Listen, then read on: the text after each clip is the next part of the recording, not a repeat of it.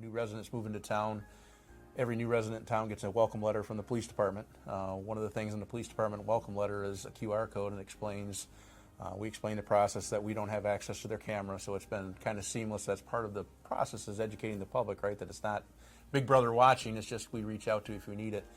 So that Citizen Upload has been very good. They simply scan the QR code and enter their information, and it goes to us and puts it on a map, and so we see when we have a crime in the community, we're able to kind of locate it.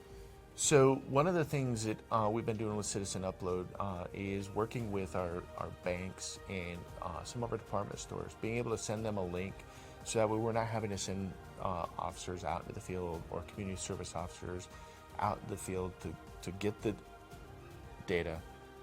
Typically then you're going to book it into evidence, and then if a detective wants to see it, then they got to go get it out of evidence. Now we just send them a link, they upload it straight into Polaris, and we don't have to touch it.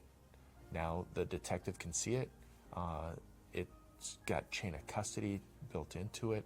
There's vandalism there. We can look through neighbors that say, hey, can you look through your video camera? We'll reach out to that resident and have them look through their video footage and see if they have any information or any footage that would be beneficial to us. If they do, we send them a code, and they send them a link, and they send us the information. So it's been pretty seamless for us, and we've grown consistently with that and getting registration. So we've very much expanded that net from what we had before.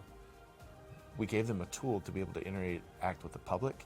They've figured out how to make that tool work better for them.